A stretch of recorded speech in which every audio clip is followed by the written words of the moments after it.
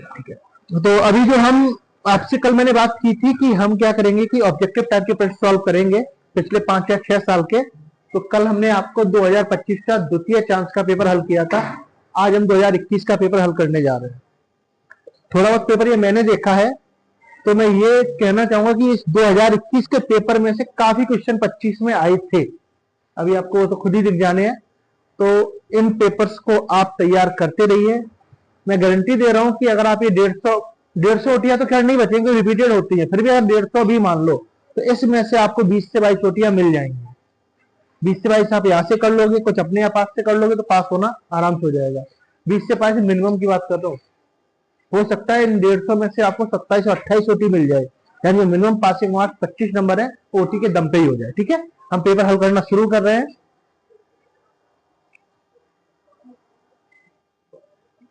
प्रश्न number 1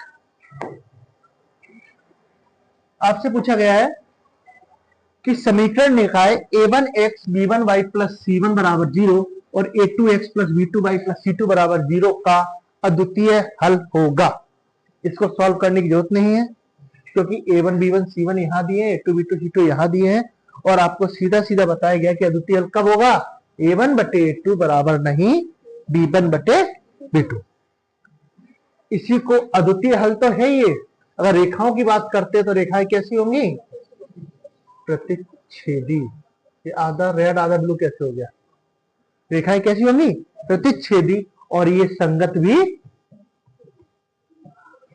confuse करते हैं, कल बात हो चुकी है ना, कि अद्वितीय हल भी संगत, सॉरी प्रतिच्छेदी रेखाएं भी संगत होती हैं। हल कैसे होंगे, अद्वितीय हल होंगे। ये आपकी समीकरण बनेगी a1 बटे a2 बराबर नहीं b1 बटे b2, प्रतिच्छेदी हल होगा, संगत होगा। अब इसके बाद अगर मैं बात करूं इन दोनों समीकरण की, एक ये और एक ये, बिल्कुल सही समीकरण लिखे हुए, उन्होंने कोई हेरफेर नहीं किया है। तो अगर इसकी बात करूं तो ये समांतर रेखाएं और कोई हल नहीं और असंगत, और इसकी बात करेंगे तो संपाती रेखाएं, अनेक हल और संगत। ठीक है, चलिए हम नेक्स्ट पे चलते हैं।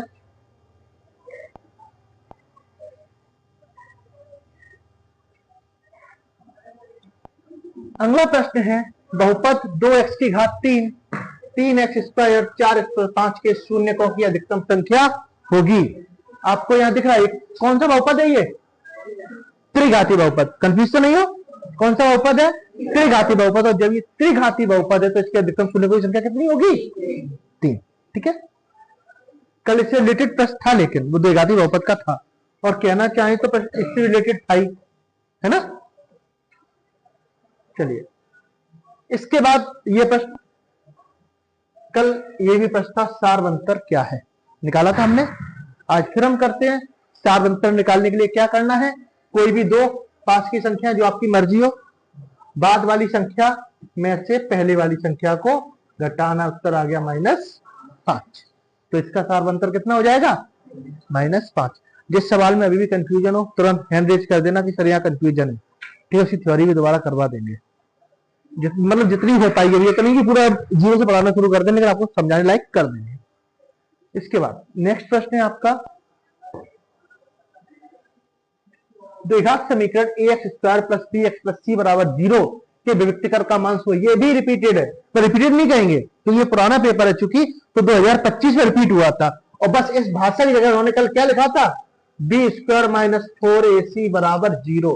एच प्रश्न है, और यहां तक की ऑप्शन भी वही है। तो बी स्क्वायर माइनस 4ac बराबर 0 होगा, तो क्या होगा, 2 बराबर वास्तविक मूल। डन, चले आएंगे। कल इस पे ही बात हुई थी, ऐसा लग रहा है 21 के पेपर को ही दोबारा छाप दिया था, ये भी था, बस उसमें ये पूछा था, शायद स्पष्ट रेखा वाला उसमें था, एक शब्द में उत्तर लिखिए। यहां ऑब्जेक्टिव में क्या था कि एक वृत्त की अधिकतम कितनी स्पर्श रेखा हो सकती हैं, और कितनी हो सकती है, अपरिमित रूप से अनेक। अगर यहां मैं बात कर दूं एक वृत्त की एक बिंदु पर, क्या लिख दूं, एक वृत्त के, अगर मैं कर दूं एक बिंदु पर, तब आपका आ जाएगा आंसर एक बिंदु पर एक स्पर्श रेखा, लेकिन वृत्त पर अनंत स्पर्श रेखाएं। चलिए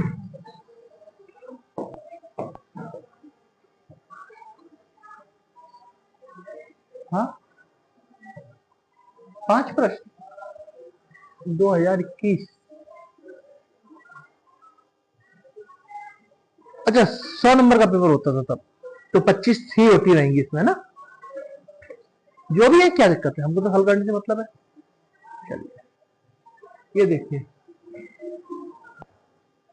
पहला है दो बहुपदों का योग। ये कुछ नया प्रश्न है, ये थ्योरी से पूछा गया है, बहुपद की थ्योरी से। जब हमने आपको बहुपद पढ़ाया था तब हमने आपको ये बात बताई थी कि दो बहुपद का योग भी बहुपद होता है। ठीक है, दो बहुपदों का अंतर भी बहुपद होता है। क्यों? क्योंकि रीजन ये है कि आप बहुपद यानी कि 2x² प्लस, माना कि 2x² प्लस 5 प्लस ये योग का चिन्ह है ना, और इसकी भाषा लिख रहे हैं। एक बहुपद ये है, एक बहुपद ये है, ये योग हो गया, और दूसरा बहुपद है 4x³ प्लस 3।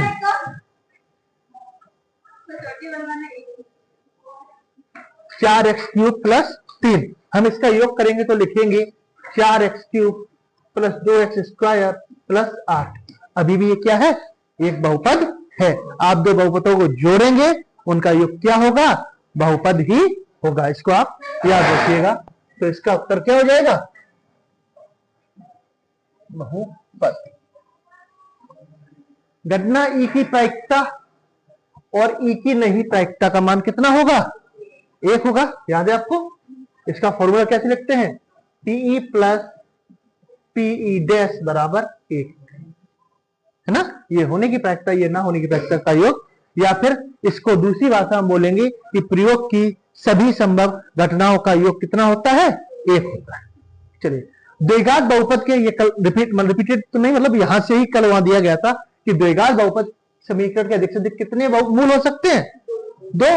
द्विघात बहुपद है तो कितने मूल होंगे? 2। और ये आया था, अच्छा इसमें ऑब्जेक्टिव में एक बहुपद लिखा था, द्विघात बहुपद पूछा था, इसके कितने मूल होंगे? केंद्रीय प्रवृत्ति के तीनों माप, ये भी कल क्वेश्चन किया था हमने। यहां क्या आ जाएगा? बहुलक धन, बहुलक धन 2 माध्य। सेम क्वेश्चन था। इसके बाद सभी वर्ग समरूप होते हैं। ये आपके रिक्त स्थान और ओटी हो गए। आप देख रहे होंगे, मेरे ख्याल से अगर मैं बात करूं, अभी तक 10 प्रश्न किए हैं, और 10 प्रश्नों में देखो 1 2 और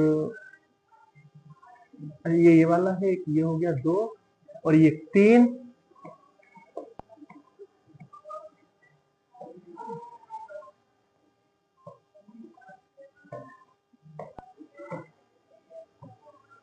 चार 5 6 7 8 10 प्रश्न आपने आज किए हैं, और 10 में से 8 वो प्रश्न हैं जो आप कल डिस्कस कर चुके हैं। या फिर मैं ये कहूं कि इन 10 प्रश्नों में से 8 प्रश्न 2025 में पूछे गए हैं। इतना इंपॉर्टेंट है पुराने प्रश्न पत्रों को लगाना। मैं इसीलिए आपसे बार बार कह रहा हूं कि कृपया करके पूरा वीडियो देखिए, प्रश्नों को लिख करके याद करिए, और जो फ्रेंड आपके हैं 10वीं में उनको भी बोल दो कि अगर आप करना चाहें तो कर लीजिए। बच्चा फेल नहीं होगा, ये गारंटी है। 25 नंबर वो ले आएगा, जो मिनिमम पासिंग मार्क्स है। अच्छे के लिए तो बहुत कुछ है, अभी 2 नंबर प्रश्न है, 3 नंबर प्रश्न है। अगर इन वीडियोस को देख के करेगा तो फेल तो नहीं होगा। ठीक है, हमने निर्दिष्टान भी कर लिए। अब हम आते हैं सत्य या असत्य। अगली स्लाइड आपकी सत्य असत्य की है। इसमें पहला प्रश्न हम हल करते हैं। अभी तक हमने कल 2025 का किया था, उससे पहले भी कभी किया है, तो अभी इस प्रश्न को देखने को नहीं मिला था ना। आता है, मैंने आपको हमेशा बोला ये प्रश्न आता है, क्योंकि 2 सेट में, पिछले 2 सेटों में ये प्रश्न नहीं था। कि वो कह रहा है कि √5 एक अपरिमेय संख्या है, सत्य या असत्य? सत्य है। ठीक है, पहली बात सत्य तो है ही, मैं आपको बता चुका हूं, लेकिन मैं फिर से आपको बता दूं, जिन बच्चों के अगर दिमाग में नहीं चल रहा हो ये सत्य कैसे है, तो मैंने आपको ट्रिक दे रखी है। वो ट्रिक क्या है कि अगर √ लगा हुआ है और उसके अंदर किसी का पूर्ण वर्ग छोड़ के कुछ लिखा हुआ है, तो जहां तक केस में वो अपरिमेय होता है। अगर यहाँ 4 16 9 25 है ना, और आपका 36, 49, 64, 81, 100, यानी कि ये पूर्ण वर्ग अगर नहीं है तो वो क्या हो जाएगा, अपरिमेय हो जाएगा। ठीक है, अंडर रूट वाली संख्या का आप अपरिमेय लगा दीजिएगा, लेकिन बस ये देख लेना कि उसमें अंदर कोई पूर्ण वर्ग तो नहीं लिखा है। अंडर रूट 4 अगर होगा तो वो परिमेय हो जाएगा, अंडर रूट 16 परिमेय हो जाएगा। क्यों? क्योंकि अंडर रूट 4 का मान क्या होगा, 2, और 2 कैसी संख्या हो जाएगी, परिमेय संख्या हो जाएगी। तो ये सत्य हो गया। अब है एक बाह्य बिंदु से किसी वृत्त पर खींची गई स्पर्श रेखा, दोनों स्पर्श रेखाओं की लंबाइयां समान होती हैं। ये तो आपको याद हो गया होगा, इतने बार ही प्रमेय कर चुके हैं। क्या होती है, सत्य होती है। जब हमने इस चैप्टर को पढ़ाया था तो मैंने आपको बताया भी था, एक वृत्त बनाया था, वृत्त से हमने ये बाह्य बिंदु से स्पर्श रेखाएं खींची थी और मैंने इसको सिद्ध भी किया था। याद आ रहा है कुछ, ऐसे करके सिद्ध भी किया था। तो किसी बाह्य बिंदु से वृत्त पर खींची गई स्पर्श रेखाओं की लंबाइयां कैसी होती हैं, समान होती हैं। ठीक है, इसके बाद पूछा है 2, 4, 8, 16, 2, 4, 8, 16 एक समांतर श्रेणी है, समांतर श्रेणी है या नहीं, ये जांचने के लिए हम क्या करते हैं, हर दो पदों के बीच का सारवंतर ज्ञात करते हैं। ठीक है, उसको हम मैंने अपना तरीका तुमको बताया, क्या करता हूं मैं, D1 D2 मान लेता हूं। तो मैं D1 की बात करूंगा, जैसे ही D1 बराबर 4 - 2 कितना हो जाएगा, 2। D2 की बात करूंगा, 8 - 4 कितना हो गया, 4। सवाल तो यही खत्म हो गया। क्योंकि कहीं भी अगर आपको इसके बीच का गैप D1 मान लो, इसको D2 मान लो, इसको D3 मान लो, और ये होता D4 मान लेते, एक भी सारवंतर या D आपको अलग मिल गया, मतलब वो समानांतर श्रेणी नहीं है। ठीक है, ये इसलिए यही खत्म हो गया, तीसरा हमने निकाला ही नहीं। चलिए, इसके बाद अब है अगला, तो ये सत्य बार बार मिट जाता है यार, सत्य और ये असत्य। अब प्रेक्षक की आंख से प्रेक्षक द्वारा देखी गई वस्तु के मिलाने वाली रेखा दृष्टि रेखा कहलाती है। सत्य है ना, बिल्कुल ये सत्य है। और इस प्रश्न की अब आप बात ही मत करना, कल इस पर बहुत डीपली बात हुई है। ठीक है, क्या कि यहां जो भी लिखा हो अंडर रूट लगाओ, पहले वाली संख्या का वर्ग और प्लस दूसरे वाली संख्या का वर्ग। कल बहुत डीप बात हुई है, इसलिए आज हम इस पर बात करेंगे नहीं। और अगर सत्य सत्य की बात करें तो सत्य, सत्य, असत्य, ये सत्य और ये भी सत्य। ठीक है, चलिए आगे चलते हैं। अब ये है आपकी सही जोड़ियां। कल जो मैंने आपसे बात की थी कि सही जोड़ियां जैसी आए, कुछ चीजें अगर आपको दिखती है ना एकदम से कि हाँ ये तो पता ही, उसको सबसे पहले हल कर दो। कल वाला फिर से वही सवाल, कल भी ये था, कल भी यही शुरुआत करी थी, आज भी यही शुरुआत करते हैं। Sine square theta plus cos square theta का मान कितना हो जाएगा, बी वाला ऑप्शन है ना, ऑप्शन बी। फिर आते हैं साइन 0 का मान, सरडी याद भूल गई, सरडी को रख लो, बनाने का तरीका मैंने बता ही दिया। एग्जाम सेंटर में जाके आप लोग एक काम करना, एग्जाम सेंटर में जब आप बैठे होगे पेपर देने के लिए, तो पेपर जब खोलेंगे आप पहली बार, तो उसमें देख लेना कि ज्यादातर ये वाले मान जोड़ियों में भी आते हैं, है ना। तो जोड़ियां खोल के देखना, अगर आपको दिख रहा है साइन 0, साइन 10, साइन का मान पूछा हुआ है, आप तुरंत क्या करना, सारणी बना लेना, तो आपको आसानी हो जाएगी। ठीक है, चलो मैं कहता हूं साइन और कॉस के मान आप लोग जल्दी याद कर लेते। 10 का नहीं भी याद है तो भी हम 10 का, जैसे आपका ना बेस्ट ऑफ 5, ऐसे बेस्ट ऑफ 5 से निकाल लेंगे, 5 का निकाल लेंगे, छठवा जो बचा वो 10, 7 का हो जाएगा। साइन 0 का 0 सबको पता है, यानी कि डी ऑप्शन। 10 का अगर आपको याद नहीं, छोड़ दो, ये आपने कर ही लिया। कॉस 60 का मान 1/2, यानी कि सी ऑप्शन। हाँ, कॉस 60 का मान 1/2।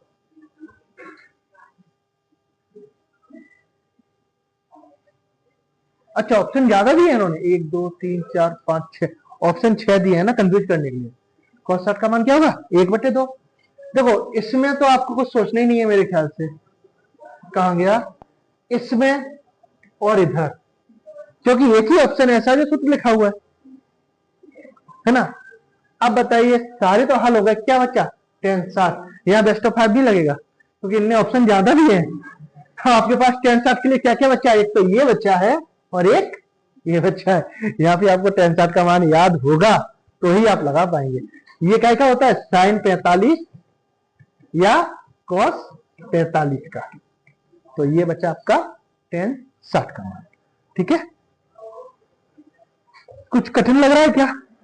मुझे तो लगता है आपको कुछ कठिन लग रहा होगा। इतना हम पढ़ा के ले आए हैं आपको कि आज आपको ये ओटियां सरल लग रही होंगी, बशर्ते कि आपने मेरे साथ पढ़ाई की हो, है ना। मस्ती करिए तो फिर कुछ नहीं हो सकता। चलिए लास्ट आ जाते हैं। एक शब्द या एक वाक्य का उत्तर। कल का फिर से प्रश्न, इस पर बात हो चुकी है। मैं बिल्कुल टाइम खराब नहीं करूंगा, मैं डायरेक्ट लिखूंगा थीटा बटे 360 इंटू पाई आर स्क्वायर। इसके बाद यदि x प्लस वाई बराबर 5 और x बराबर 1 हो तो y का मान ज्ञात कीजिएगा। 10वीं में आके आप ये बोल रहे सर ये सवाल नहीं होता, तो क्या करना भाई? x प्लस वाई बराबर 5, x बराबर 1, पक्षांतर किया तो y बराबर 4, है ना। एक उधर जाके घट जाएगा। उसके बाद गोले के आयतन का सूत्र कोई बताएगा क्लास में? किसी ने याद किया हो तो गोले के आयतन का सूत्र? एनीवन? हाँ हाँ याद है, बताओ जल्दी बताओ। मतलब इतने दिनों बाद अगर सूत्र भूल रहे हो तो भाई क्या करोगे, पेपर आने वाला है। गोले के आयतन में सूत्र क्या होता है? 4/3 पाई आर क्यूब। जहां पर आर क्या है? उस गोले की त्रिज्या है। ठीक है, चलिए अगला सूत्र, बहुलक का सूत्र कौन बताएगा? बताओ क्या होता है? एल बराबर जेड बराबर, चलो जेड बराबर एल, एक मिनट, हाँ एल प्लस, हाँ F1 minus F0 2F1 minus F0 F2 हाँ इंटू H, है ना। तो उधर दिखेगा नहीं, मैं लिख देते बड़ा बड़ा थोड़ा। z बराबर एल प्लस 2, सॉरी अरे z बराबर L plus F1 minus F0 upon 2 F1 minus F0 minus F2, यही है। हाँ मिला लो एक बार, यहीं पे इसका थोड़ा सा रिवीजन कर लेते हैं। L क्या है?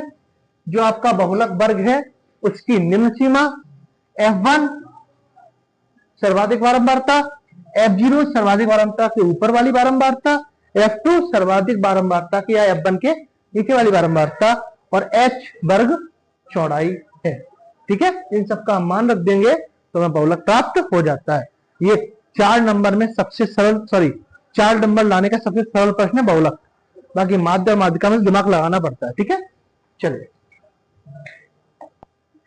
इसके बाद है लास्ट, वृत्त के त्रिज्य खंड की परिभाषा लिखिए।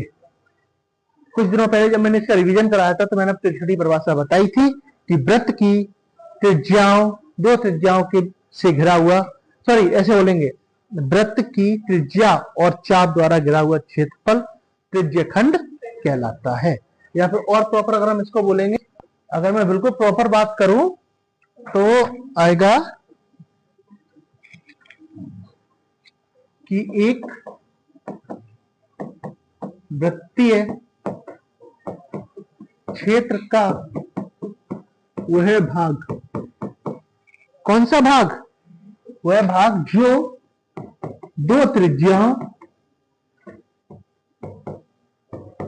तथा संगत चाप से घिरा हो।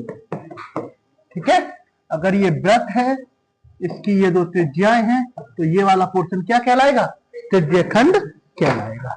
आपके यहाँ पे ओटियां या 1 नंबर के इस पेपर के समाप्त होते हैं।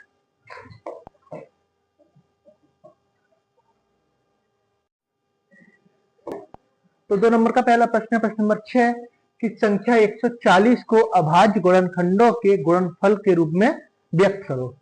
ऐसे तो आपको पता है कैसे करना है, फिर भी अगर मैं इसका कराना चाहूँ, एक काम करता हूँ, इसका मैं ले लूँ ब्लैंक पेज।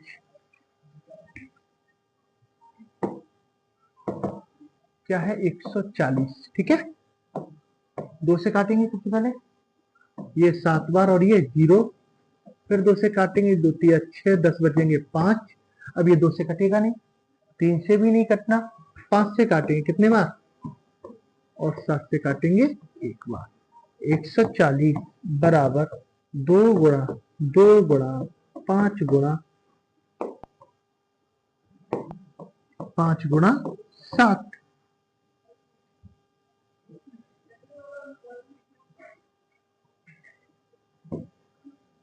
तो इसी को आप क्या लिख सकते हैं, 140 बराबर 2 की घात 2, 5 की घात 1 और 7 की घात 1। ये इनके अभाज्य गुणनखंड हो गए, ठीक है। चलिए अगले प्रश्न पर चलते हैं। क्या बोला है, 8, 9 और 25 का अभाज्य गुणनखंड विधि से एलसीएम ज्ञात करिए। चलिए हम एलसीएम ज्ञात कर देते हैं, यही कर दूं, हो जाएगा, दिखेगा। हाँ 8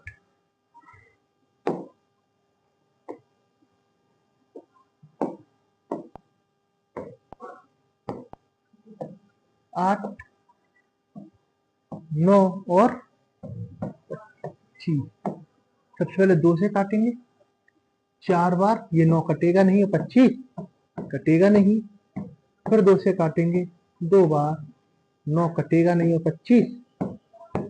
फिर 2 से काटेंगे 1 9 25, 3 से 1 3 25, 3 से 1 1 25, फिर 5 से 1 1 5, और फिर 5 से 1 1 और 1। ये हो गया एलसीएम बराबर 2 गुणा 2।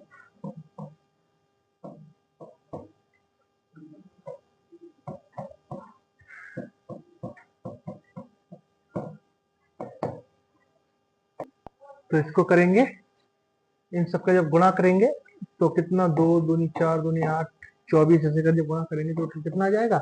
जब गुणा बड़े हो ना तो कुछ इनको सरल पदों में तोड़ लिया करो, अगर हो जाए कभी कभार दिख जाए। कैसे, देखो यहाँ तुमको 5 दिख रहे हैं और यहाँ 2 दिख रहे हैं, और 5 दूनी 10, तो कम से कम 10 का गुणा करने में आपको दिक्कत तो नहीं आएगी। एक बार 5 दूनी 10 और एक बार 5 दूनी 10, तो ये 100 हो गया। अब क्या बचा, 3 3 9 दूनी 18, कितना हो गया 1800, थोड़ा जल्दी हो गया है ना।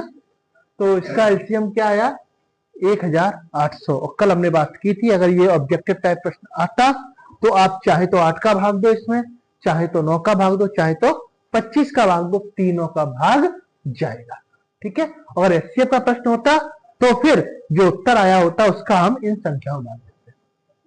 अगर मैं यहाँ इसके एचसीएफ की बात करूंगा तो इनका एचसीएफ आएगा 1। कितना आएगा, 1, और 1 का भाग तीनों में चला जाएगा, ठीक है।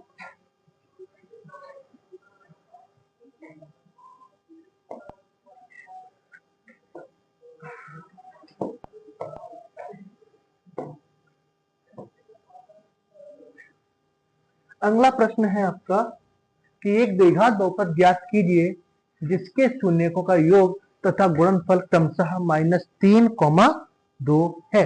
इसको हम लेके चलते हैं किस पे, बोर्ड पर।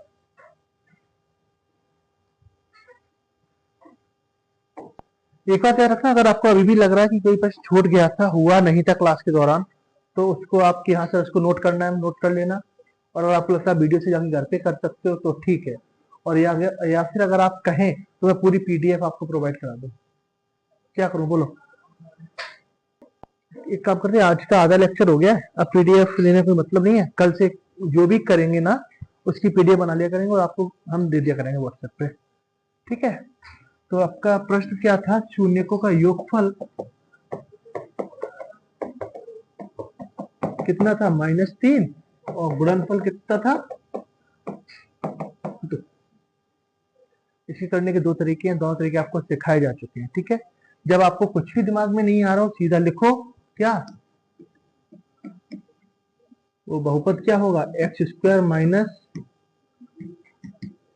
शून्य को का योग इंटू एक्स प्लस है ना।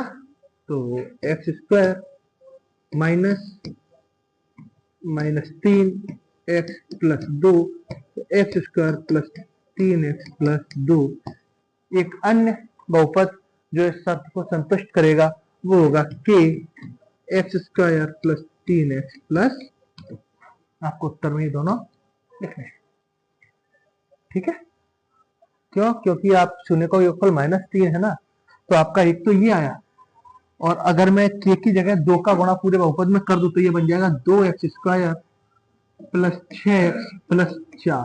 और जब आप इसके भी शून्यकों का योगफल गुणनफल निकालेंगे ना तो भी वही आएगा। देखो -b/a होता है तो -6/2 कितना आया, -3, और c/a करोगे 4/2 कितना आया, 2। इसलिए यहाँ पे इस के को जोड़ देते जहां कोई के पूर्णांक संख्या है।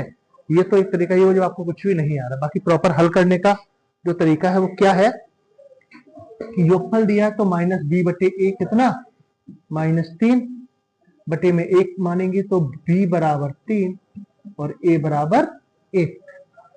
गुणनफल कितना दिया था, c/a बराबर 2/1, तो c बराबर 2 और a बराबर 1। क्योंकि बटे में कोई बात नहीं की गई थी तो बटे में 1 मान लिया।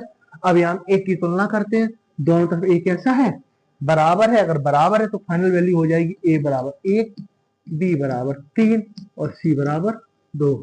तब आपका बहुपद क्या होगा, ax square plus bx plus c। a की जगह आपका आ जाएगा 1x स्क्वायर, b की जगह 3x प्लस c की जगह 2। एक अन्य बहुपद जो इन शर्तों को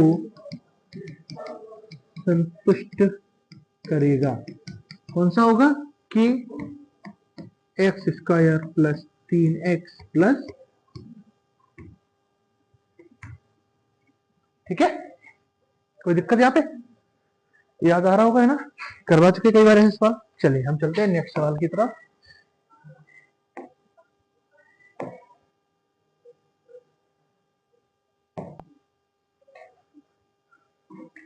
इस सवाल में तो शायद मुझे कुछ आपको बताने की जरूरत है ही नहीं, देख के आंसर मिलेगा।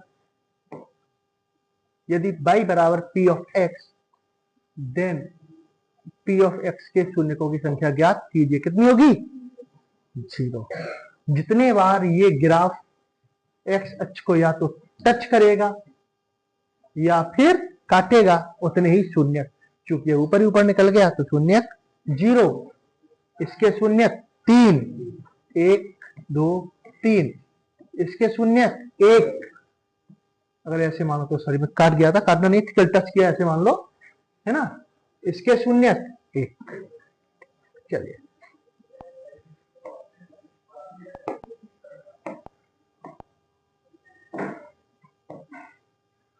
बिंदुओं 2,3 और 4,1 के बीच की दूरी ज्ञात कीजिए। यही कर दे इसको, ये हो गया x1, ये हो गया y1, ये हो गया x2 और ये हो गया y2। दूरी बराबर x2 माइनस x1 का वर्ग माइनस या प्लस y2 माइनस y1 का वर्ग। x2 का मान क्या है, 4, x1 का मान 2, y2 का मान 1 और y1 का मान 3। 4 में से 2 गया 2 का वर्ग और ये -2 का वर्ग। 2 का वर्ग भी 4 होता है, -2 का वर्ग भी 4 होता है। उत्तर आ गया √8। इसको लिख सकते हो 2√2। ये कोई मत पूछना सर 2√2 कैसे लिखा। 8 को क्या लिख सकते हो, 2 गुणा 2 गुणा 2। एक बार जोड़ेगा 2 बाहर आ गया और 1 2 अंदर बचा, ठीक है। आगे चले, जहां की कठिनाई आ रही है मुझे टोक देना। ये आपका सीधा सीधा सूत्र पूछा है, यदि बिंदु P x1 y1 और B x2 y2 जोड़ने वाले रेखाखंड को m अनुपात n के अनुपात में आंतरिक रूप से विभाजित करने वाले बिंदु x और y की निर्देशांक ज्ञात करो। ये आपको लिखा बहुत बड़ी लंबी चौड़ी भाषा लिख दी है, लेकिन असलियत में क्या पूछा है आपसे? सूत्र। कौन सा? विभाजन सूत्र। लिख देते हैं इसको भाई कि x बराबर m1 x2 plus m2 x1 बटे m1 प्लस m2 और y बराबर m1 y2 plus m2 y1 बटे m1 प्लस m2। ठीक है,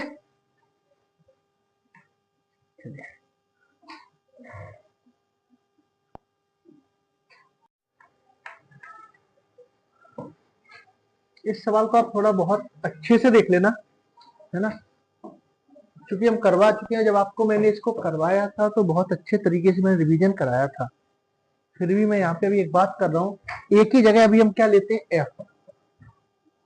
क्या ले रहे हैं? भूल जाइए अभी क्या सवाल है। हमारा सवाल क्या है? A B C D E F. मैं इनको पांचे से जोड़ के कर रहा हूँ। पांचा होता तो 3 4 6 ये लिखे होते, या फिर उसी पांचे पर क्या लिखा हुआ है? A B C D E F, है ना।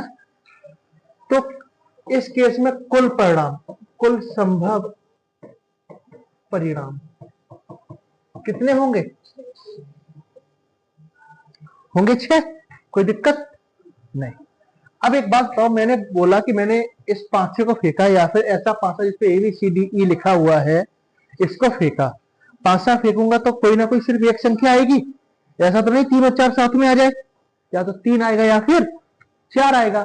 तो अगर मैंने बोला कि 4 अंक आने की प्रायिकता, क्या 4 अंक आने की प्रायिकता, तो 4 कितने बार है? एक बार।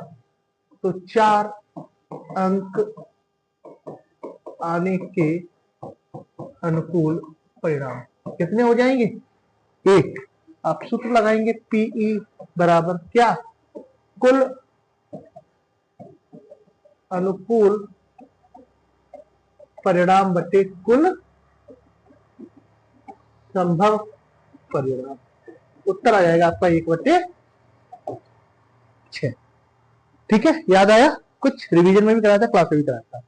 अब हम इस सवाल पे आते हैं, थोड़ा सा रिलेट करेंगे इसको हम केवल।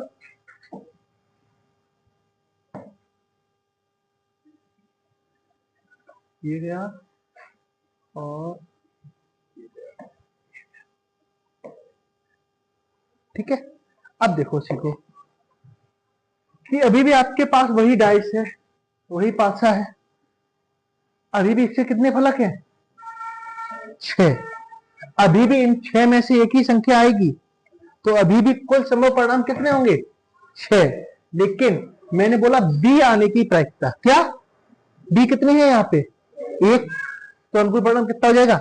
1 इसके लिए, इसके लिए भी 1, इसके लिए भी 1, इसके लिए भी 1, इसके लिए भी, अभी ध्यान देना, इसके लिए भी 1 और इसके लिए भी 1। लेकिन ये दोनों हैं क्या? एक ही हैं। या तो ये ए आ जाए या फिर ये ए आ जाए, तो इसके लिए ए के अनुकूल परिणाम कितने हो जाएंगे? 2। ठीक है। अब आपका कुल अनुकूल परिणाम बटे संभव परिणाम, उत्तर 2/6 का फर्दर काट दोगे तो 1/3। ठीक है। यहां से देख के आपको एक चीज और दिमाग में आ रही होगी, क्या? गेंदों वाला सवाल। गेंदे क्या? मैंने एक थैले में ये अक्षर डाल रखे हैं, ये थैले में डाल दिए। कितने अक्षर हैं? 6 हैं, जिसमें 2 ए है, एक बी है, एक सी है, एक डी है, एक ई है, एक थैले में है। तो कुल गेंदें कितनी है? ये मतलब ऐसे मान लो कि ये अक्षर लिखे हुए गेंदें हैं, तो कुल गेंदें कितनी है? 6। तो कुल संभव परिणाम 6। अब बोला कि मैंने उसमें बगैर देखे हाथ डाला और एक गेंद निकाली, इसकी ए वाले गेंद होने की प्रायिकता ज्ञात करो। तो ए गेंद कितनी थी उसमें? 2 में से 1 निकलेगी, तो ए के अनुकूल परिणाम कितने हो जाएंगे? 2। उत्तर 2/6। बाकी सबका एक अनुकूल परिणाम 1 होगा। ठीक है। जैसे आपका प्रश्न था 3 लाल 2 काली और 4, इंग्लिश में लिख दूं मैं, कर क्या रहा हूं, 2 रेड 3 ब्लू और 4 व्हाइट गेंदे हैं, तो इस केस में कुल संभव हो जाएंगे आपके 4 और 3 7 और 2 9। और अनुकूल परिणाम वो परिणाम बनेंगे जिसके बारे में पूछे। अगर बोला व्हाइट निकलनी है तो अनुकूल परिणाम 4, बोला ब्लू निकलनी है तो अनुकूल परिणाम रेड, उसने सॉरी 3, और बोला रेड निकलनी है तो अनुकूल परिणाम। ठीक है, यहां तक प्रश्न पूछता है, आप याद रखिएगा अच्छे से। चलिए अब हम नेक्स्ट प्रश्न पे आ जाते हैं।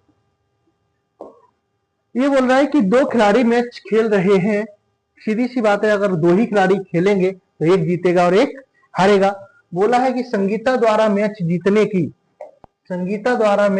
की प्रायिकता 0.62 है, तो रेशमा द्वारा जीतने की प्रायिकता ज्ञात करो। रेशमा कब जीतेगी? जब संगीता हारेगी। याद रखना, रेशमा कब जीतेगी? जब संगीता हारेगी। और इस हिसाब से अगर संगीता द्वारा जीतने की प्रायिकता को मैं पीई मान लूं, तो संगीता द्वारा हारने की प्रायिकता क्या होगी? कितनी हो जाएगी? PE dash. रिलेट कर पा रहे हो? अगर जीतने की पीई तो हारने क्या हो जाएगी? PE dash. और संगीता द्वारा हारने की ही प्रायिकता क्या होगी? रेशमा के जीतने की प्रायिकता। तो हम क्या करेंगे? यहां लिख देंगे पीई बराबर 0.62। कोई दिक्कत यहां पे? और रेशमा के जीतने की प्रायिकता बराबर पीई डैश। हम लिखेंगे पीई प्लस पीई डैश बराबर 1। पी का मान 0.62, इसको पक्षांतर करेंगे, ये हो जाएगा पीई बराबर 1 माइनस 0.62।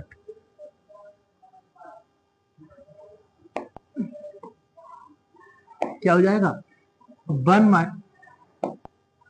माइनस 0.62। हालांकि 0.62 बोल रहा हूं मैं, गलत बोल रहा हूं। दशमलव के बाद के अंकों को एक एक करके पढ़ा जाता है। तो ये हो गया 1 माइनस 0.62। तो आप एक में से जब इसको घटा देंगे कितना आएगा? 38। काहे की ये आपकी आ गई रेशमा के मैच जीतने की या फिर संगीता के हारने की प्रायिकता। ठीक है,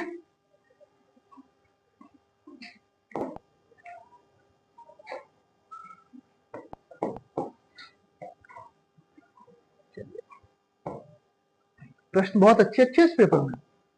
52 पत्तों की अच्छी प्रकार से फेंटी गई एक गड्डी में से एक पत्ता निकाला जाता है। एक पत्ता निकाल रहे हैं, ठीक है। प्रायिकता ज्ञात कीजिए कि यह पत्ता एक इक्का होगा। सबसे पहली बात, प्रायिकता के सवालों में कुछ भी नहीं करना है आपको। जैसे हल करने बैठो ना, सबसे पहले संभव परिणाम तो लिख ही डालो। और आपको जो नॉर्मल केसेस की आपके प्रश्न आएंगे, सिक्के का प्रश्न आएगा तो संभव परिणाम 2, पांसे का आएगा तो 6, गेंदों वाला सवाल आएगा तो सभी गेंदों का योग, और पत्तों का सवाल आएगा, गड्डी का सवाल आएगा तो संभव परिणाम 52। तो सबसे पहले कुल संभव परिणाम कितने हो जाएंगे? 52। ये तो सोचना ही नहीं है। अब देखो क्या चाहिए आपको? इक्का चाहिए ना? क्या चाहिए? इक्का। अगर इक्का चाहिए तो इक्का क्या लिखोगे? इक्का होने के अनुकूल परिणाम। क्योंकि इसमें सिर्फ इक्के की बात की है, ना तो कलर में बात की है, ना ही हुक्म ईट पान में बात की है, सिर्फ इक्के की बात की। तो इक्के कितने होते हैं? 4। तो अनुकूल परिणाम कितने हो जाएंगे? 4। अब आप फॉर्मूला लगा देंगे, पीई बराबर कुल अनुकूल परिणाम बटे कुल संभव परिणाम। यही मैं लिख देता हूं, अनुकूल 4, संभव 52, उत्तर 1/13। ठीक है, इक्का होने के अनुकूल परिणाम क्या आ जाएंगे?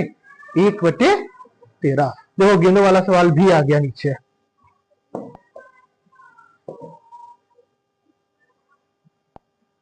अभी जो हमने आपको बात की थी 3 नीला, 3 नीले, 2 सफेद और 4 लाल। अब मैं पूरा सवाल नहीं लिख रहा हूं, शॉर्ट में लिख रहा हूं। कुल संभव कितने हो जाएंगे? 4 और 2 6 3 9।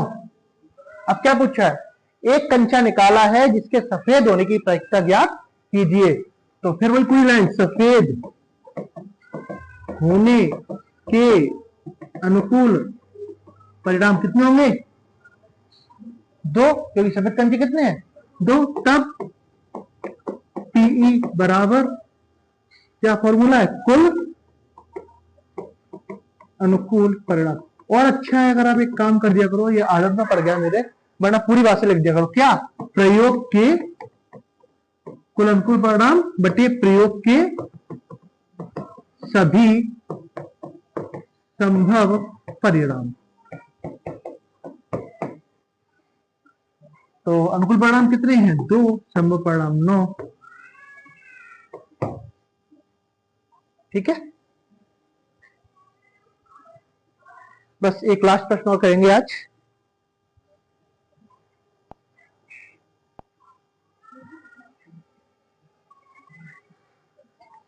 ये त्रिकोणमिति का प्रश्न है, सीधा आपको अगर मान याद है तो आप हल कर सकते हैं इन प्रश्न को।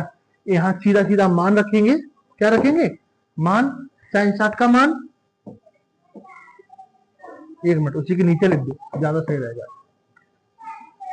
इसको ऊपर ले चलते थोड़ा,